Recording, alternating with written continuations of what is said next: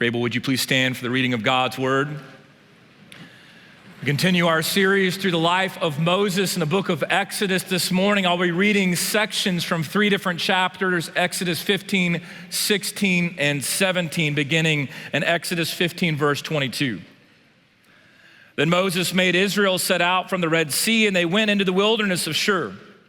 They went 3 days in the wilderness and found no water.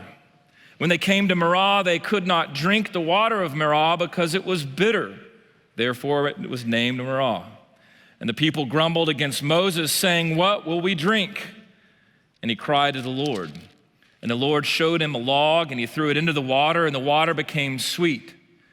There the Lord made for them a statute and a rule, and there he tested them, saying, "If you will diligently listen to the voice of the Lord your God and do what is right in his eyes and give ear to his commandments and keep all his statutes, I will put none of the diseases on you that I put on the Egyptians, for I am the Lord, your healer."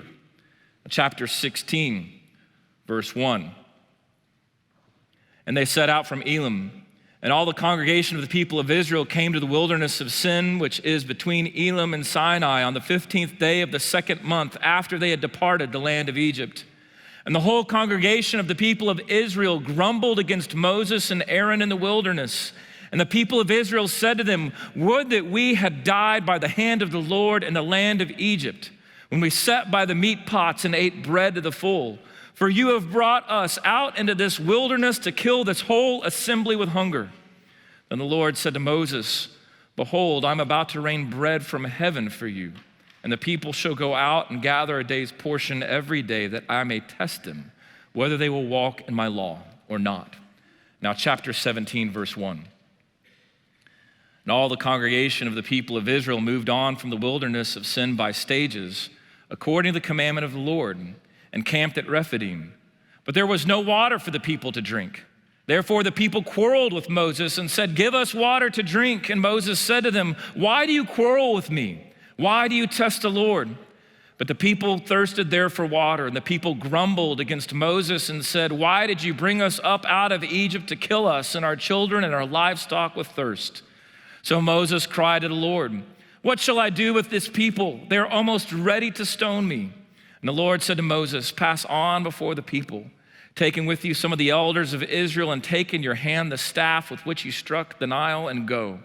Behold, I will stand before you on the rock at Horeb, and you shall strike the rock, and water shall come out of it, and the people will drink." And Moses did so in the sight of the elders of Israel. And they called the name of the place Massah and Meribah, because of the quarreling of the people of Israel, and because they tested the Lord by saying, "Is the Lord among us or not?" This is the word of the Lord. You may be seated. I want to begin this morning by asking you a question. Have you ever questioned God? Have you ever questioned him? Now, before you answer that question in your heart, I want you to consider what I'm asking you. I'm not asking you, have you ever questioned the existence of God, whether or not he exists? What I'm asking you is, have you ever questioned him? That is, questioned his character, his care for you, his goodness, his mercy. Because there's a big difference. It's one thing to question the existence of God. Does he exist? Is he real? It's quite another to question whether or not you actually want him to exist in the first place. And I think if we're honest this morning, so many of us are right in this place of questioning God, questioning his goodness, his character, questioning the things that he does in our lives. And we ask these questions not from a place of intellectual doubt.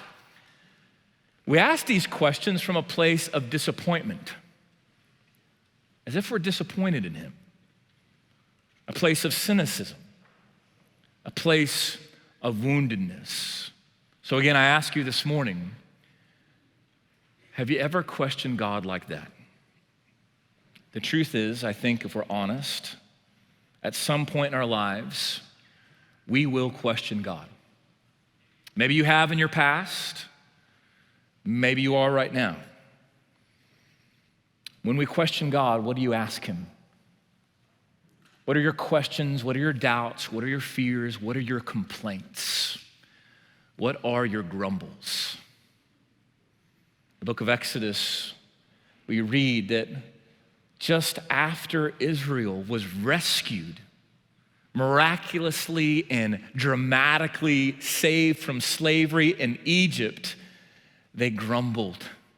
They complained and they questioned God. And this is what they asked: is the Lord among us or not? In other words, is God still with us? And what I want you to see this morning is that question is at the heart of our every question. Is God still with us? And this morning, I want you to see the way God has answered that question. I want to do this in two ways. First, I want you to see why we question God. And second, I want you to see God's answer to our questions. So first, why do we question God? Look with me, Exodus 15, verse 22. We're told that Moses made Israel set out from the Red Sea, and they went into the wilderness of Shur, and they went 3 days in the wilderness and found no water. Now, what you need to understand is where this passage finds itself in the context of the book of Exodus. We're picking up right where we left off these last 2 weeks. God has just sent 10 great acts of judgment, 10 plagues. He's just redeemed his people through the Passover, and he has now rescued his people through the Red Sea. It just happened. Israel just witnessed God part the Red Sea. They just walked through it on dry land, and they watched God drown Pharaoh's army in the water. And now they're wandering in the wilderness, and just 3 days later, they have no water. Verse 23, we're told they came to a place called Marah, that they could not drink the water of Marah because it was bitter. Therefore, it was named Marah. Now, this is going to be important in just a second. You see, because the name Marah is a play on words, it means bitter. It means bitter. The water that they had come to was bitter. Now, I want you to put yourself in their shoes, because it's easy for us to throw stones at them and think, what on earth could they be thinking? After all they had seen God do, how could they now question him? But I want you to put yourself in their shoes and imagine what it was like to wander through the wilderness with no water for 3 days. And now the only water they could come to was like a salt pool, almost taunting them, mocking them.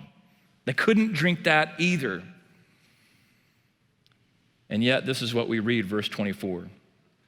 And the people grumbled against Moses, saying, what shall we drink? They had just witnessed God rescue them, and yet now they are grumbling against Moses, and they're saying, what are we going to drink? They had just used their voices to sing worship and praises to the Lord, singing and proclaiming, the Lord is my strength and my song, and he's become my salvation. And now they're using their voices to complain and to grumble. We're told here that Israel grumbled. We will read that word over and over and over again in our passages this morning. What does it mean? What does it mean that Israel grumbled? Well, in Hebrew, the word for grumbling here is sometimes translated murmur. It's often associated in Hebrew with growling. In other words, like a dog growls at his master because he's not getting a bone, Israel is growling at Moses. And ultimately, what we're going to see is they're growling at God because they're not getting what they want. In fact, some translators have suggested that really the word grumble here is not a strong enough word. Because what Israel is doing is they are questioning God. Translators of the New English Translation put it this way: they were not merely complaining, they were questioning God's abilities and motives. And listen to this, the action is something like a parliamentary vote of no confidence. In other words, in their grumbling, they were expressing their doubt that God had any ability to care for them anymore. Now again, think about this. They just watched God rescue them from slavery, miraculously with a strong and mighty right hand. And now they're questioning his ability to care for them. Look with me, verse 24, once again. The people grumbled against Moses, saying, "What shall we drink?" This question was not a point of inquiry. It wasn't out of curiosity. They weren't just wondering, I wonder what we're going to have to drink today. It was an interrogation, a demand. What are we going to drink? They had lost confidence in Moses' ability to lead them, and they lost trust in God's ability to care for them. And before you throw stones at them and think, how could they be so faithless? Are you and I not the very same? After we have seen all that God has done for us, how quick we are to question his care for us.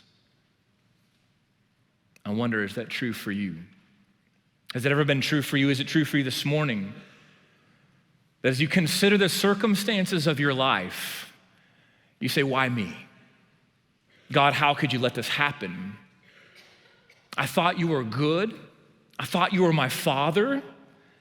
Why aren't you taking care of me? Remember what this place was called, Merah. It means bitter. And I want to suggest to you that it was called bitter not simply because the water was bitter, but because the people were bitter. You see, because when we question God's care for us, when we question his fatherhood over us, when we say, he's not taking care of me the way that I think I need to be taken care of, that causes us not just to lose faith, which I think the honest truth is it makes us bitter. It makes us bitter towards him. So this morning, I don't want to just ask, how do you question God? But I want to ask, is there any part of your heart and soul, if you're honest this morning, that has become bitter towards him? Any part of you that's even become resentful?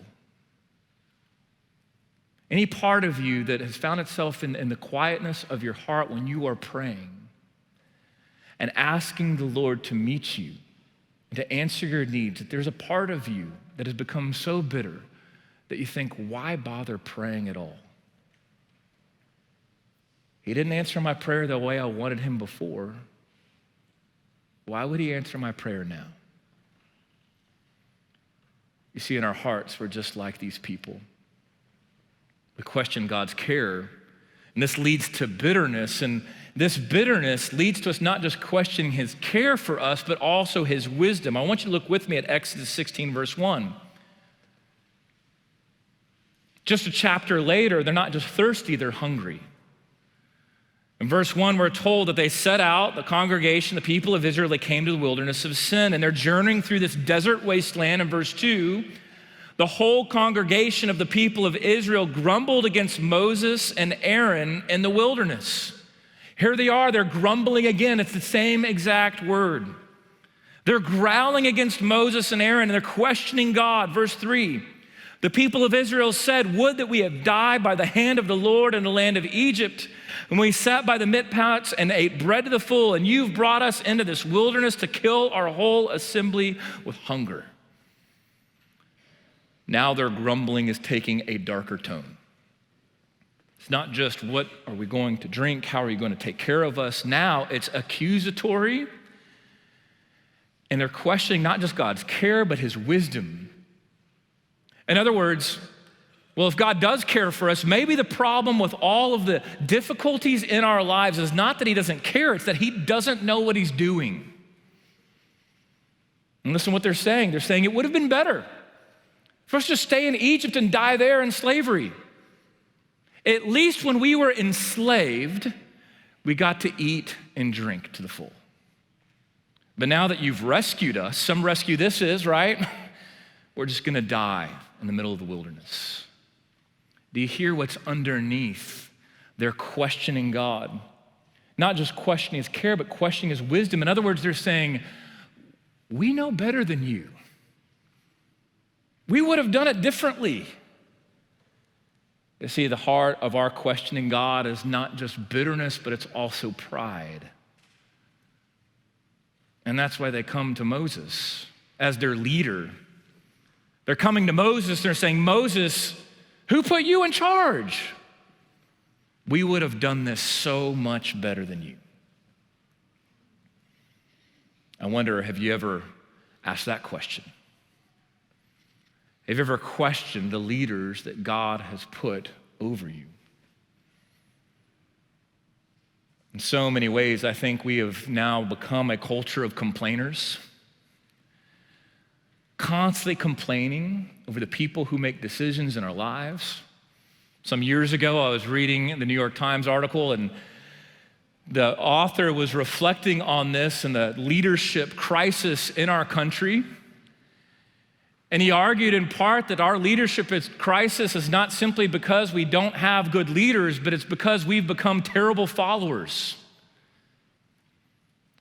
And part of the problem is that we think we know better. Now, it's one thing to complain against our leaders, but what if we grumble against God himself? What if our complaint isn't actually against the leaders whom God has put over us? What if our complaint is against God? This is exactly what Moses says in verse 8. Look with me. In verse 8, Moses says, well, what are we? In other words, what power do you think we have? What are we? Your grumbling is not against us, but against the Lord. In other words, if you want to blame someone, don't blame me. Blame God. See, ultimately, it was God who was leading them through the wilderness. It was God who is carrying the way through the Red Sea. It was God who is now leading them through the desert.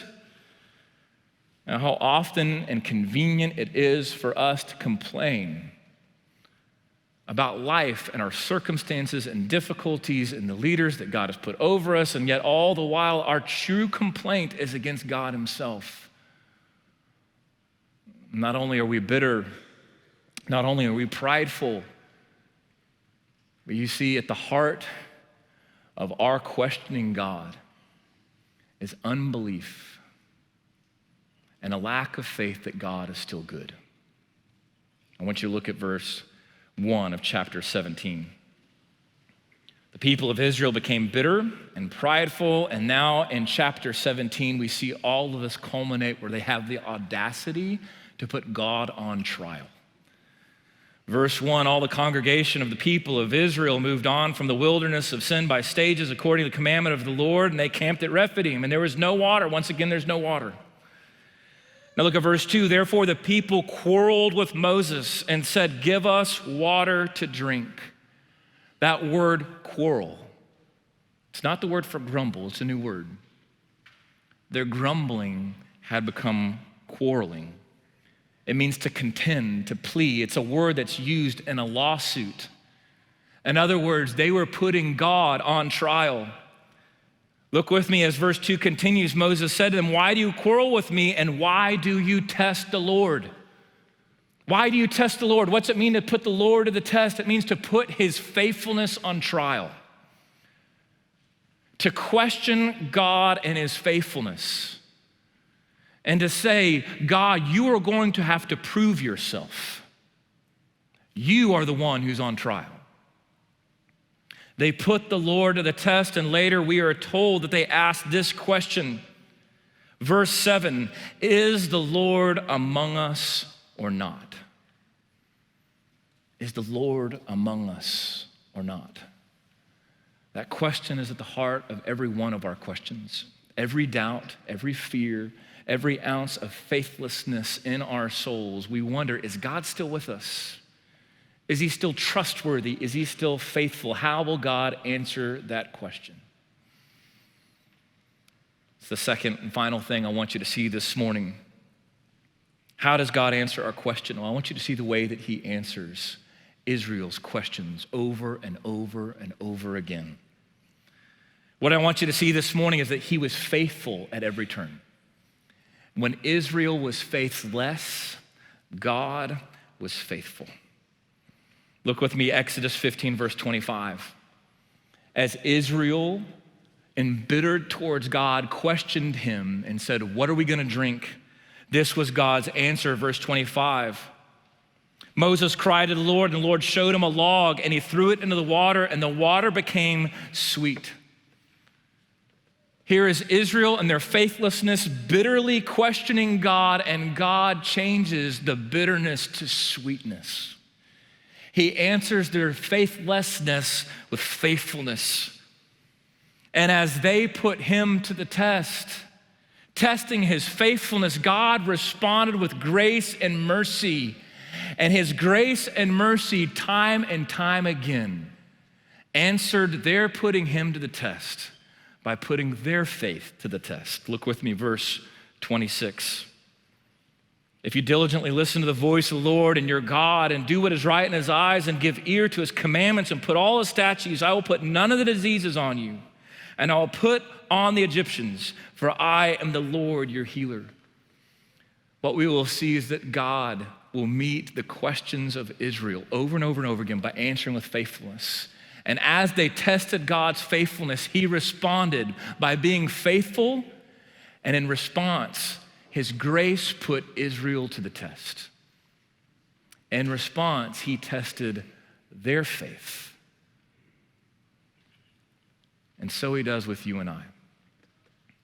See, the truth is, when we question God, we are putting him on trial. And yet, if you've ever questioned God, you will find that God proves himself over and over and over again because he's unchangeable. He is the faithful one. And even when we are faithless, he is faithful still. And it's out of his faithfulness that he actually, in response, puts our faith to the test. But there's a difference. When we put God to the test, we do so out of doubt.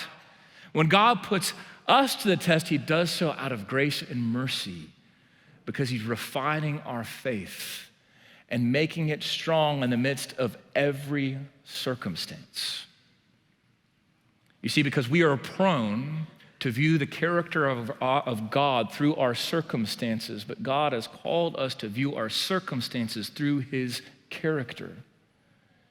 And when we see that he is good and faithful and he cares for our every need, we see that even in our suffering, he is our healer.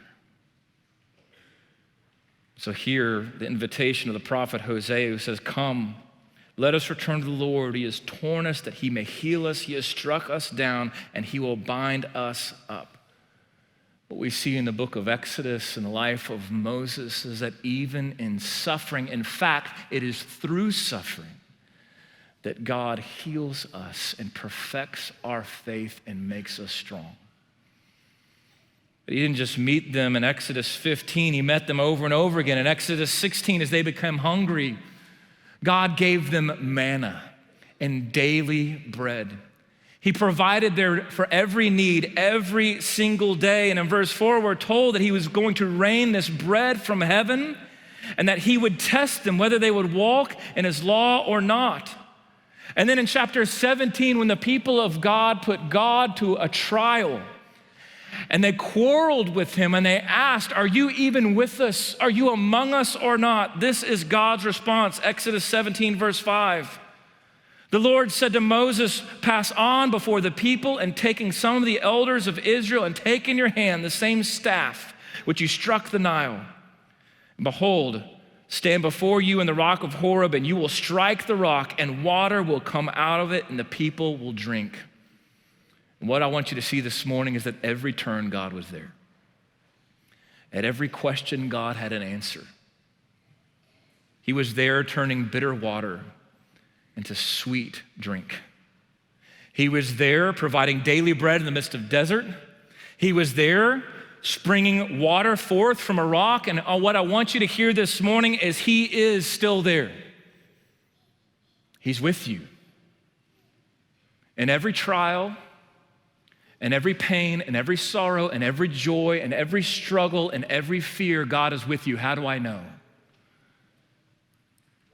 Because of what the Apostle Paul tells us about this passage.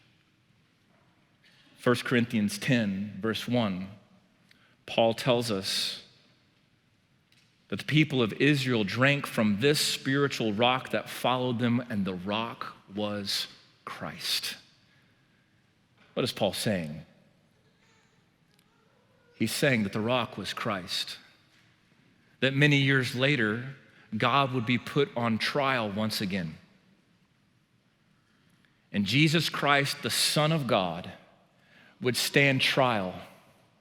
He would be accused and beaten, and he would be crucified on a cross for our salvation.